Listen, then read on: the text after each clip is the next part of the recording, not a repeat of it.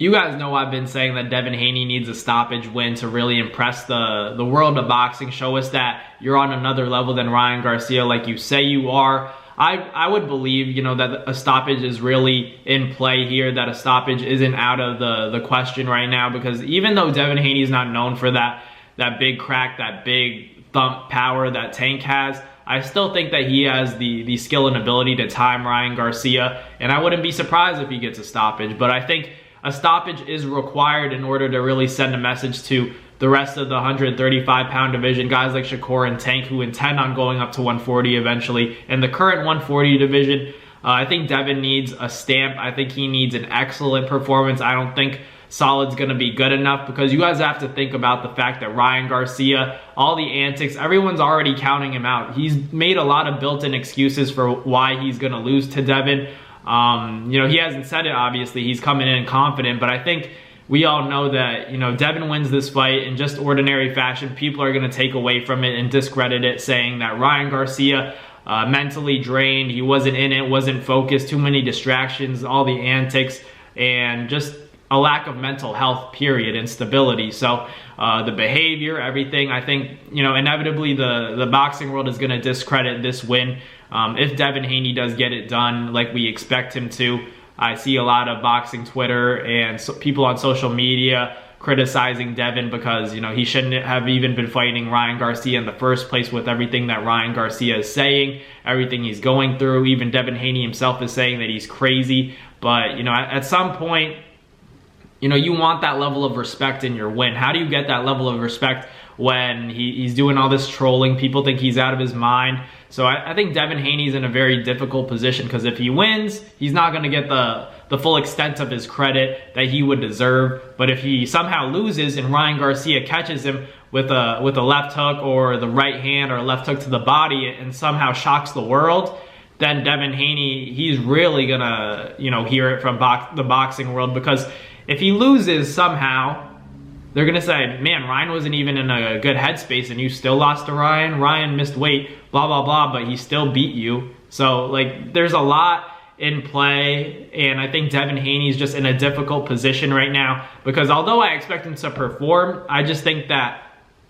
you know, waking up Sunday morning, even after a great victory, I think people are going to continue to criticize him. But I really do think that there is added pressure on Devin Haney to give the fans a knockout, to score a knockout, because if Devin doesn't score a knockout, the Tank fight isn't as interesting as it would be if Ryan gets knocked out by Devin. Then that would really sell the Tank and Devin fight. That would make the fight so big. But Devin has to score a knockout, or at least, you know, hurt Ryan badly in this fight to really ensure that Tank fight for Devin is at its highest potential. And it's really a big fight. You know, I think when both guys have a common opponent and they both stop him, I think that's what builds fights. You have guys like Earl Spence, you know, what both of them did to Kell Brook, both of their performances, when they can compare common opponents, that's what makes Earl Spence and Terrence Crawford a big fight, because they like to compare.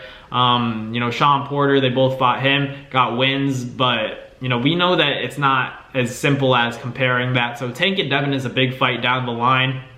I just do think that tonight, Ryan Garcia, if he's able to hang in there and you know, go to a decision and make it somewhat close, he's going to bring down the stock of that Devin Haney and Tank fight. But I just don't know in terms of the mental stability of Ryan Garcia. I'm very concerned for him. I feel for him. I think he's in a difficult place where he can't really connect with anybody. He doesn't have a strong enough bond with anybody to the point where they can sit him down and say, hey, you need to stop. You know, all this nonsense. You have a fight tonight. You're fighting one of the best fighters in the world, and you need to lock in and be serious. Forget everything else. You know, rest tomorrow. Focus on this fight. Focus on Devin. You know, it's a big night for his career. You know, this could change everything for the better and for the worse if you're Ryan Garcia. So he's gonna have to come in there, do what he does best, guns blazing. I don't think he has the patience to execute a game plan against a guy like Devin. I think it's hard for Ryan to execute a game plan against any fighter, period, let alone a guy who tends to play chess and know what you're going to do before you even do it. So I can't bet against Devin in this fight. Devin's just looking sharp. I will say, at the press conference though, he did seem a little weak when it came to, when I heard his voice, I was like, it does sound kind of low, but he's gonna rehydrate. I'm sure now he's probably got up to 160 probably. Devin's a big dude going into this ring, and in my opinion, I think he's been, rehydrating, drinking up a lot of water, and the nutrition that he needs to rehydrate and feel healthy for fight night, but not to the point where he's very sluggish. So I think Devin's going to be ready. He always comes ready to fight. It's just a matter of doing what he does best, staying sharp within that 12-round duration. Devin has to be ready for war. He has to expect the unexpected in this one. Ryan's going to come in there very physical, in my opinion, very wild, and I think Ryan's going to be very dangerous, because we don't. I would argue that a fighter that's not all mentally there could be at his most dangerous, and I think Ryan is in a very dangerous position.